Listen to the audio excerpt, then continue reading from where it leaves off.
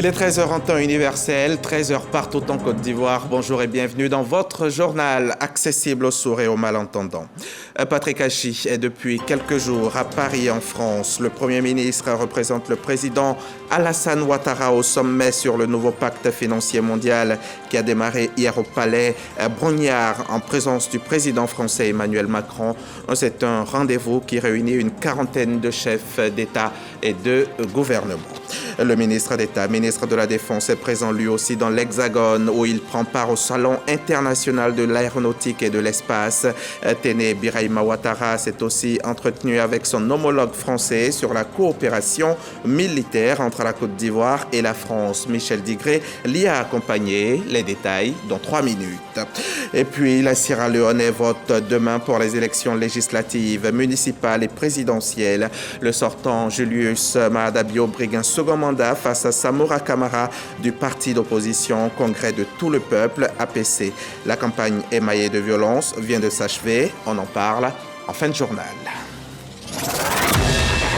Dirigeants du Nord comme du Sud ont plaidé hier jeudi à Paris lors du sommet sur un nouveau pacte financier pour dégager les milliers de milliards de dollars indispensables à la transition énergétique et à l'adaptation des pays vulnérables au réchauffement de la planète.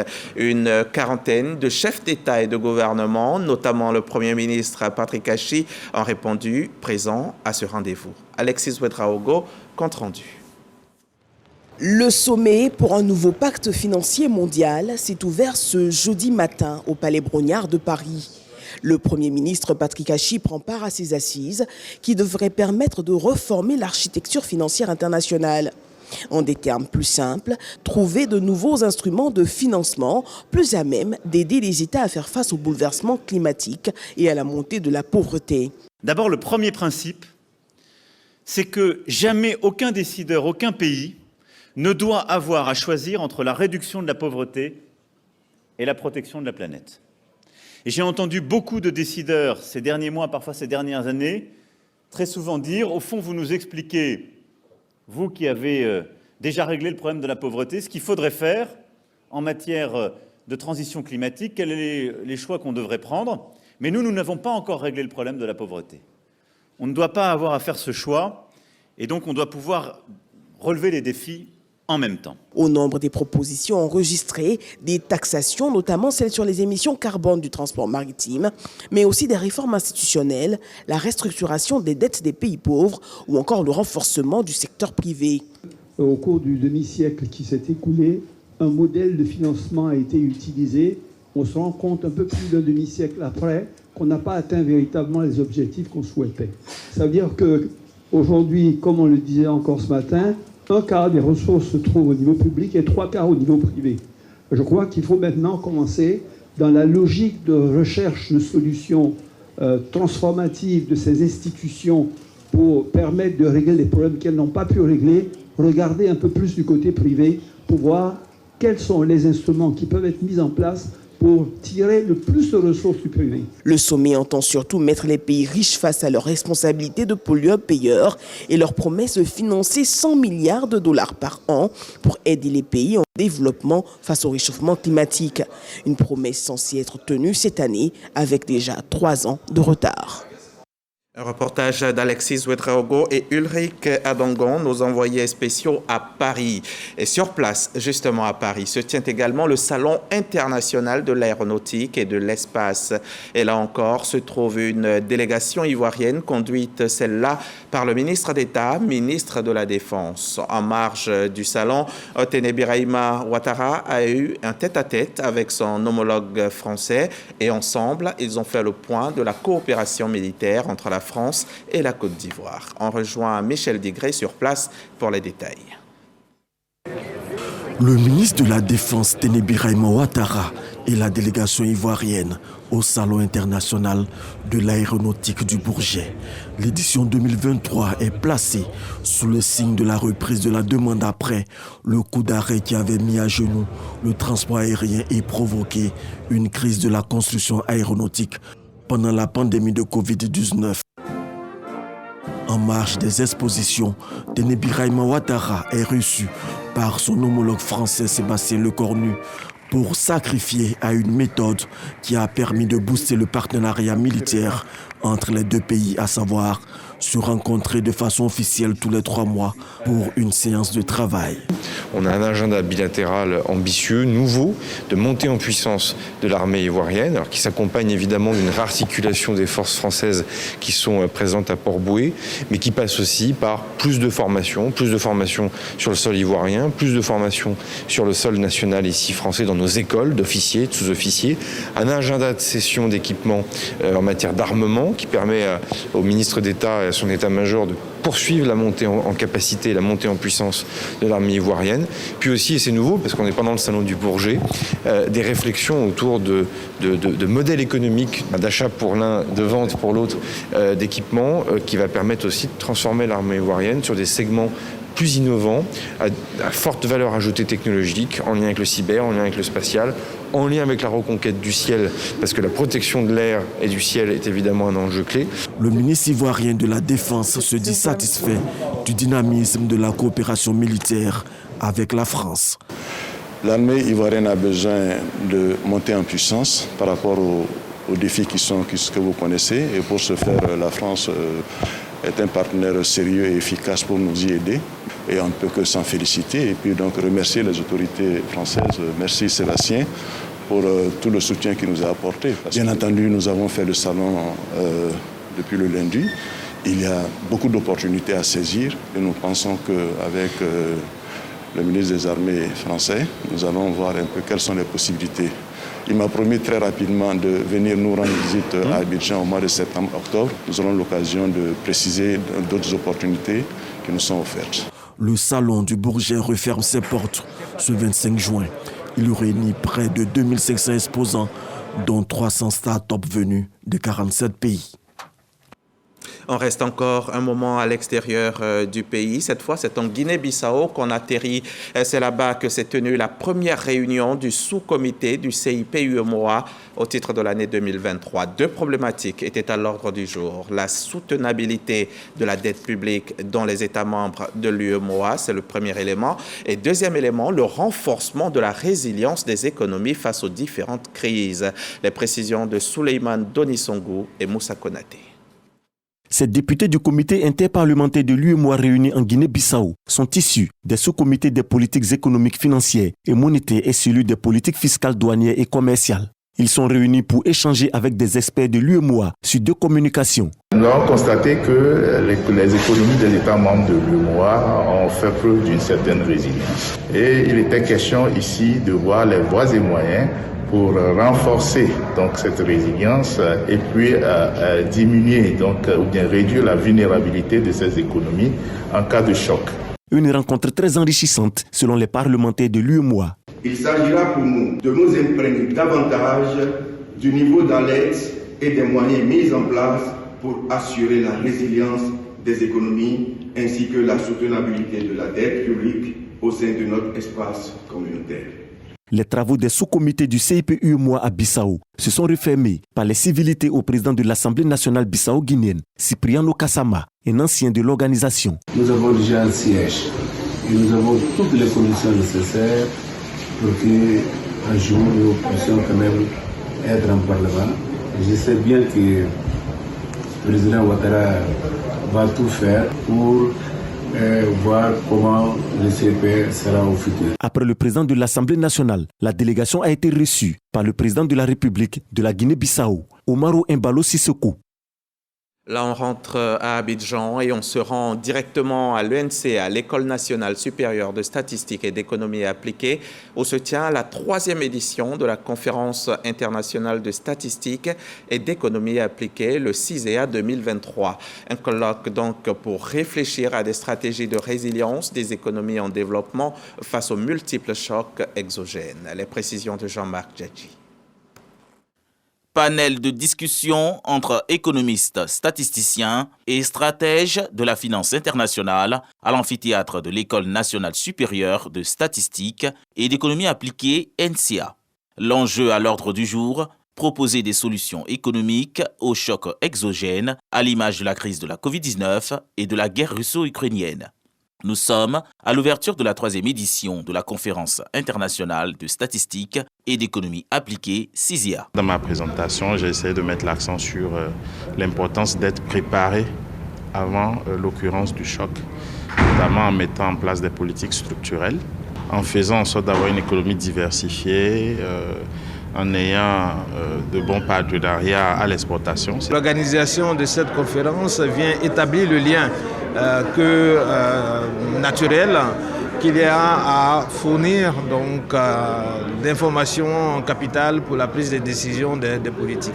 Les mesures de relance budgétaire prises par le gouvernement, notamment la Côte d'Ivoire, pour faire face aux effets de la Covid-19, se sont traduites en 2020 par une hausse de 12% du poids de la dette des pays à faible revenu. Il est donc nécessaire pour les pays en développement de développer des stratégies de résilience face à ces chocs, des stratégies qui leur permettront de surmonter les altérations provoquées par ces chocs. La conférence se déroulera sur 2 jours avec comme point d'honneur la sortie de la première promotion des docteurs de l'École nationale supérieure de statistique et d'économie appliquée. En 2004, l'Organisation des Nations Unies a institué la célébration de la Journée mondiale de la fonction publique le 23 juin. Tous les pays et tous les peuples doivent pouvoir compter sur une fonction publique compétente, bien équipée et dotée de ressources suffisantes. Cette journée met en avant l'idée forte d'une fonction publique efficace et réellement au service des populations. Et Anne-Désirée Ouloto appelle les animateurs du service public en Côte d'Ivoire à la culture, des valeurs d'éthique et de morale. La Journée mondiale de la fonction publique vise à célébrer la valeur et la vertu du service à la communauté. En Côte d'Ivoire, le thème retenu est fonctionnaire et transformation du service public. En 2004, l'Organisation des Nations Unies a institué la célébration de la Journée mondiale de la fonction publique le 23 juin. Cette journée qui promeut l'idée d'une administration publique efficace et éthique est célébrée en Côte d'Ivoire depuis 2021 sous le format des journées de la fonction publique. Une administration publique qui se positionne comme le partenaire privilégié des entreprises et des citoyens dans une vraie démarche d'écoute des responsabilités et des probités, c'est ce à quoi aspire le gouvernement ivoirien. Le gouvernement s'est engagé à mettre en œuvre la vision du président de la République.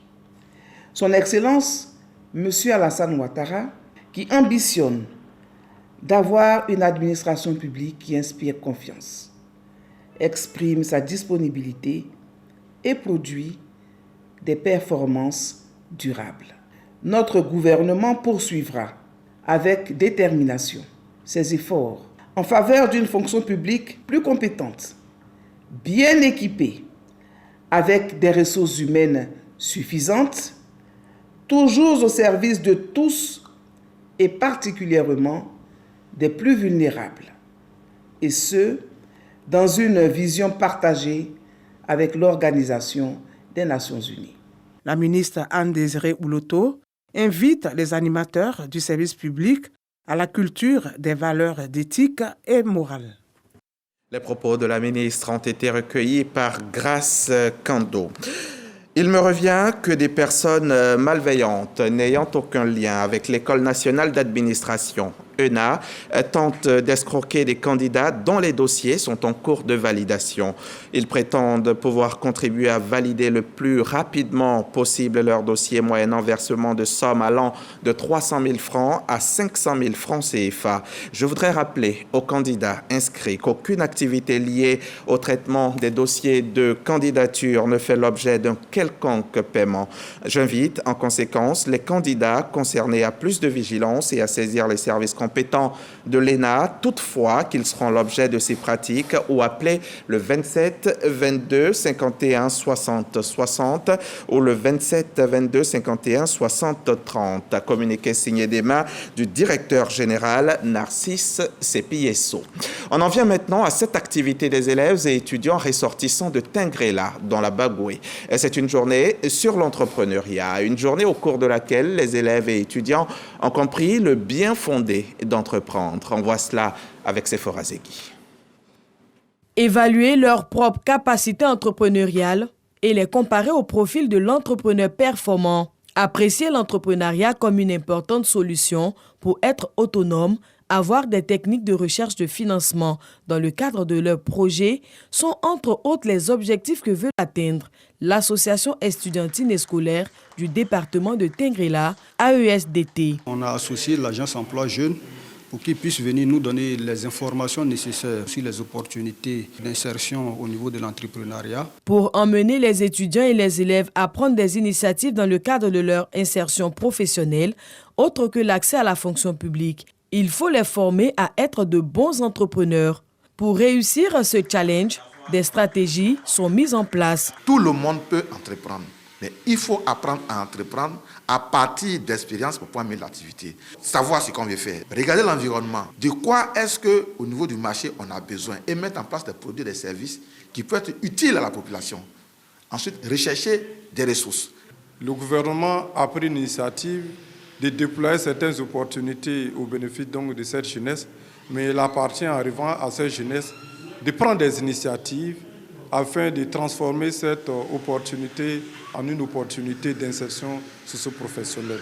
Une formation sur l'entrepreneuriat, c'est une nécessité pour se donner plus de chances de réussir. L'entrepreneuriat, c'est bien pour nous parce que moi-même, ces temps-ci, j'ai commencé une petite activité et ça me rapporte énormément. L'association estudiantine et scolaire du département de Tengrela entend multiplier plusieurs actions de sensibilisation en faveur des jeunes. Elle les invite à s'inscrire à l'agence emploi jeunes afin de se donner plus d'opportunités et devenir de grands entrepreneurs de la région de l'Abagoué.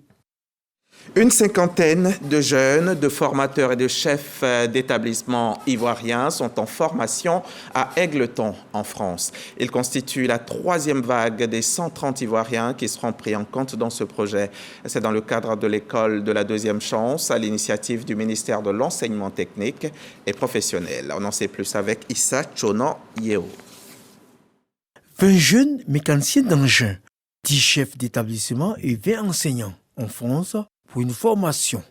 Ils constituent la troisième vague des apprenants de l'école de la deuxième chance, initiée par le ministère de l'enseignement technique, de la formation professionnelle et de l'apprentissage. Je remercie le président qui a permis que monsieur le ministre organise tous ces tours d'école de la deuxième chance, de nous donner encore une seconde chance de pouvoir nous performer en matière de notre métier.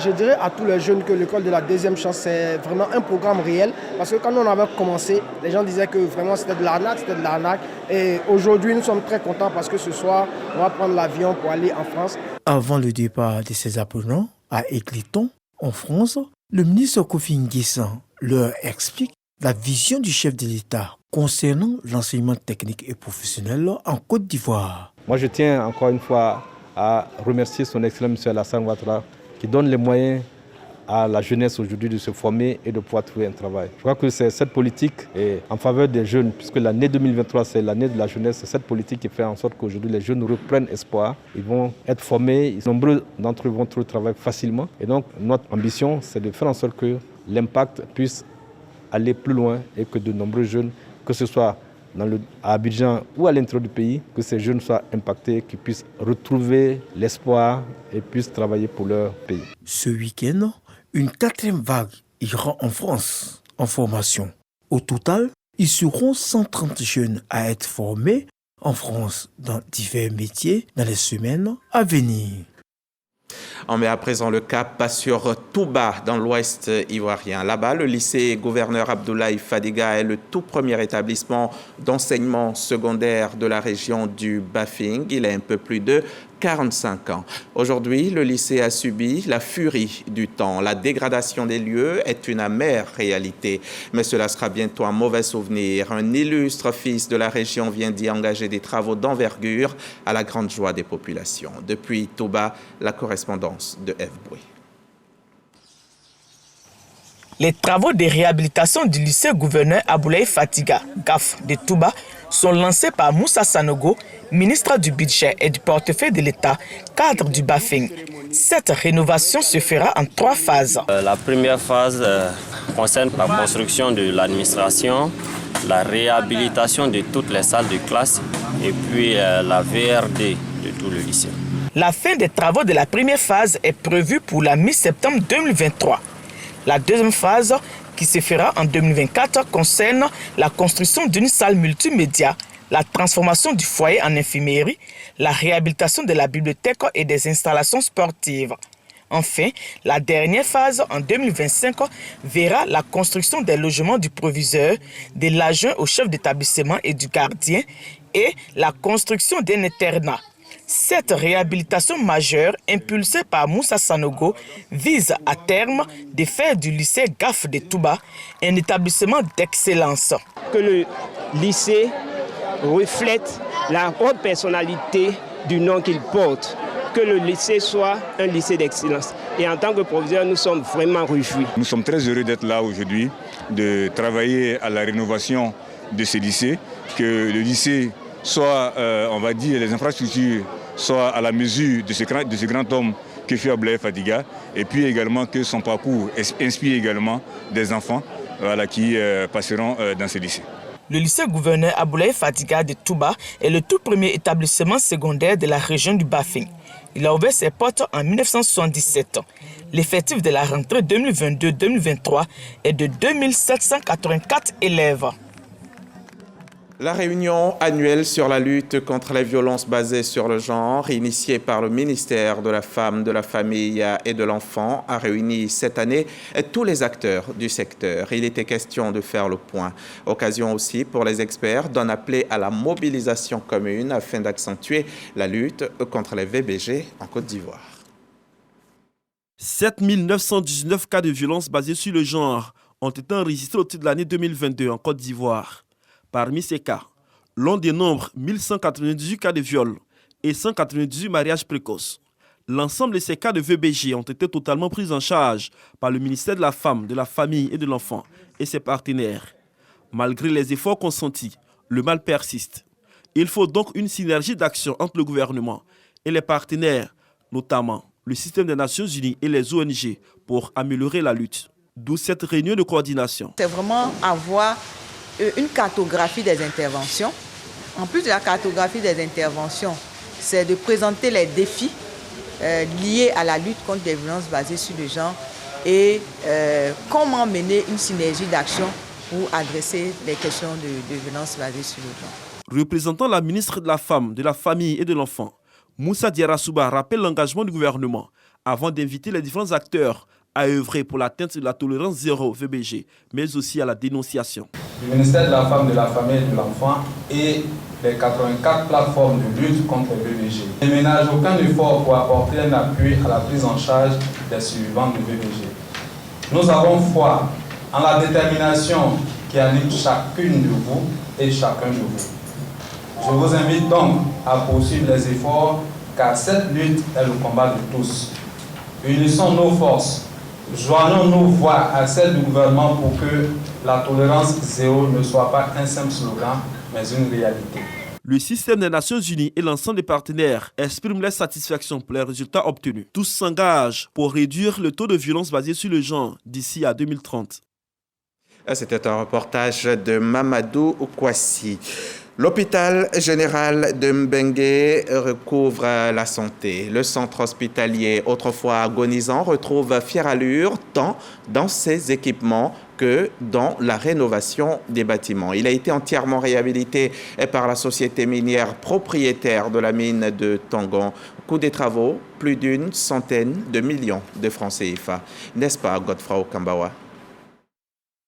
À travers cette signature de convention, la société propriétaire de la mine de Tongon s'engage à décaisser plus de 200 millions de francs CFA pour la réhabilitation de l'hôpital général de Mbengue dans la région du Poro. Elle assume ainsi sa responsabilité sociétale vis-à-vis des populations.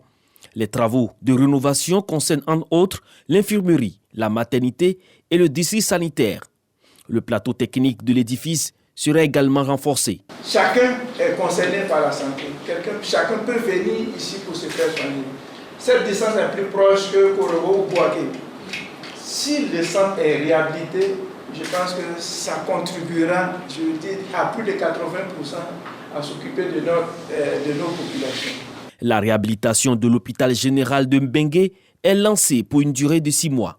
Que de bonheur pour le personnel soignant et les populations à l'idée de savoir que le système sanitaire connaîtra une amélioration. À travers ce don, c'est du matériel qu'on aura, c'est des bâtiments qu'on aura et tout ça va contribuer en fait à offrir une meilleure qualité de soins. Et donc c'est avec beaucoup d'impatience que nous attendons donc la livraison de ce projet pour le bien de la population. Depuis le début de l'entrée en production de la mine de Tongon en 2010, ce sont plus de 9,6 milliards de francs CFA que la société minière a consacré au volet développement communautaire des populations des villes et villages environnants. 1 milliard a été exclusivement attribué au domaine de la santé. On dit que dans le département de Boisflé, les chefs de village et leur notabilité ont quelque peu perdu leur autorité devant leurs administrés. Comment cela est-il possible? Qu'est-ce qui peut bien en être la raison et comment trouver une solution à cette situation? Il faut réconcilier les populations avec leur chefferie. Et comme début de solution, justement, la Direction générale de l'administration territoriale vient d'organiser un séminaire dans le chef-lieu de la Maraoué. Une grande rencontre à laquelle ont pris part les associations de jeunesse, les mutuelles de développement. Dans les hameaux, campements et villages, jusqu'au chef-lieu de sous-préfecture qui compose le département de Boisflé, la chefferie traditionnelle est l'objet de nombreux greffes. Les chefs de village eux-mêmes sont vraiment critiqués par leurs communautés respectives. S'il se met à travailler tout seul, sans être organisé comme il se doit, il est bien entendu qu'il va faire des fautes de part et d'autre. Et à la fin, on dirait qu'il n'est pas compétent. Les rapports entre les chefs de village et les populations ne sont pas vraiment reluisants. Les présidents de jeunes, pour des problèmes de contrôle des richesses de ces villages-là, veulent avoir des chefs qui sont à leur solde.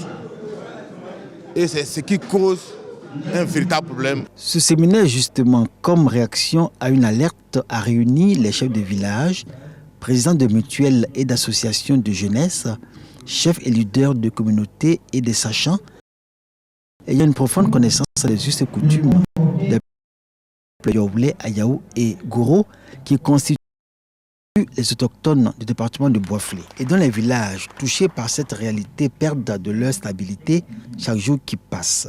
Ils ont été éclairés et édifiés par des experts et des sachants, tous issus de la Chambre des rois et chefs traditionnels de Côte d'Ivoire et de la Direction générale de l'administration du territoire de GAT sous tutelle du ministère de l'Intérieur et de la Sécurité. Les cadres et les mutuelles pensent qu'ils peuvent en imposer au chef.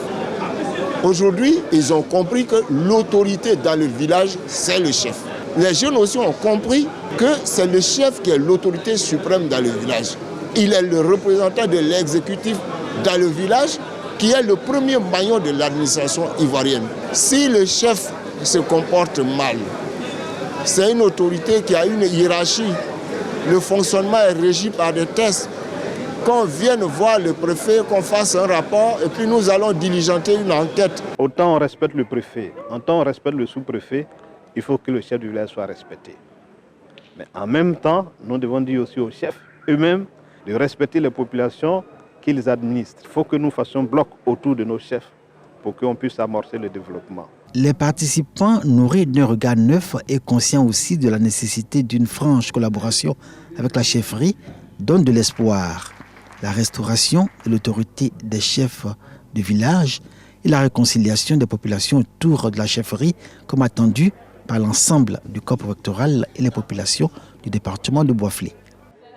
C'est un reportage signé Eugène Atoubé. Je vous le disais en titre, les Sierra-Léonais votent demain samedi 24 juin pour les élections législatives, municipales et présidentielles. Le sortant Julius Maada Bio du Parti du Peuple de la Sierra Leone, SLPP, brigue un second mandat face à Samora Camara du parti d'opposition Congrès de tout le peuple, APC. La campagne émaillée de violence vient de s'achever. La commission électorale a annoncé tenir aujourd'hui une marche pour la paix pendant la journée de silence électoral afin d'encourager les militants de tous les partis à aller voter demain samedi dans le calme. Point final, merci de nous avoir regardés et à très bientôt sur la chaîne Kiras.